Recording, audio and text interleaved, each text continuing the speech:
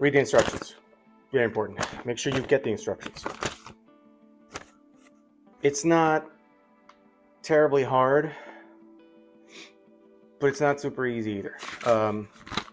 I would say medium to difficult installation, primarily because of the amount of components and because of two bolts that you have to untighten that have the engine bolted into place.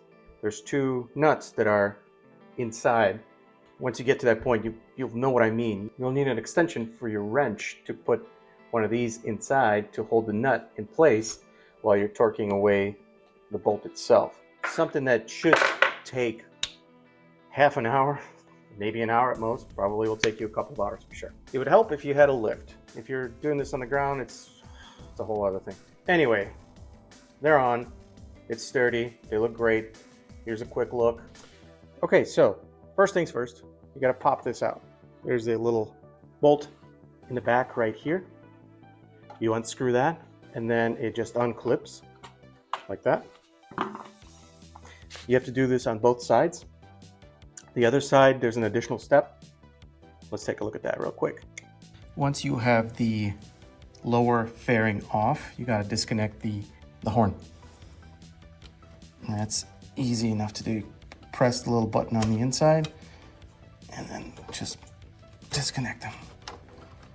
Once you're done taking both of the outer fairings off, you have to unbolt these 4 bolts. The top bolt and the bottom bolt hold the actual inner fairing in. These 2 bolts hold the radiator. You have to take that out. The reason you do that is because you have to swing the radiator out a bit.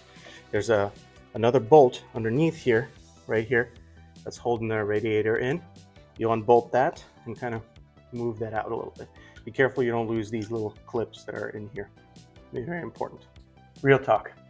I would say that the overall level of difficulty for this job is a medium. However, if we're being realistic, it's medium to difficult. And the reason why is because the engine bolt that you have to unscrew has a nut on the back of it, and it's very difficult to get to. Despite the fact that this is out of the way, it's still very hard to reach. So make sure you have proper wrenches that can extend all the way out. If you got big beefy hands, you may want to just take this radiator off completely. It may make the job a little bit easier for you. Otherwise, overall, it's just 2 bolts you have to unscrew. You put the new ones in and you're done. And then put the fairing back on. But anyway, let's take a look. It's gonna have to go on the back here.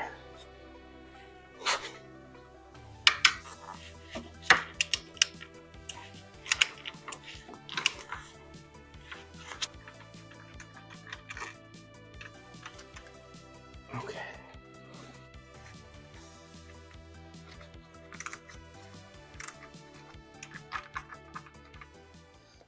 Now that you've wasted about an hour trying to remove the original bolts, it's time to put on the brake.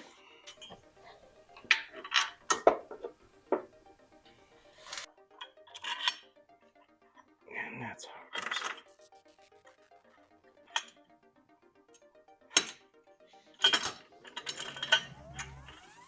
What do I gotta do? Look at this.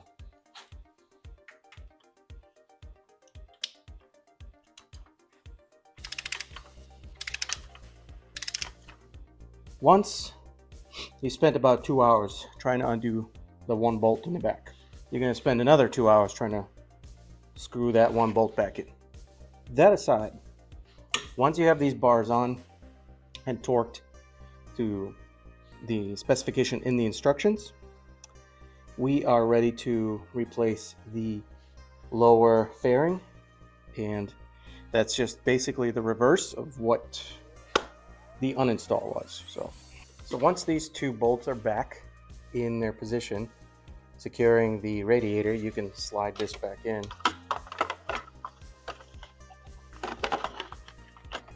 relatively straightforward from here on out.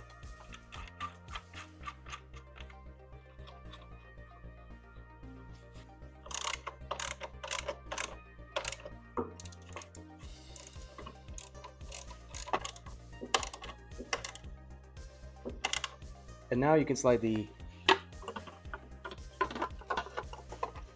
exterior lower fairing onto the inner fairing. That snaps it like that. Don't forget the one bolt that bolts it all together.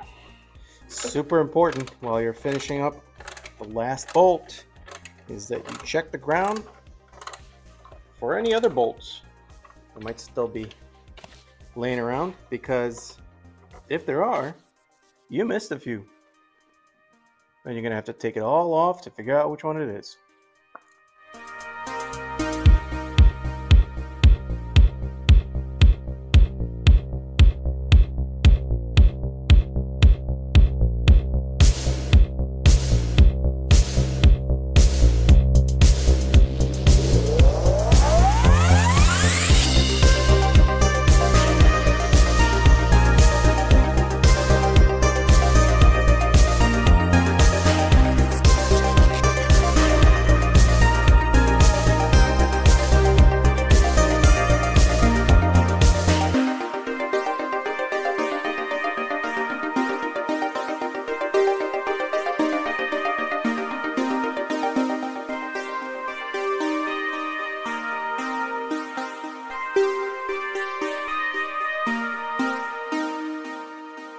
Thanks for coming.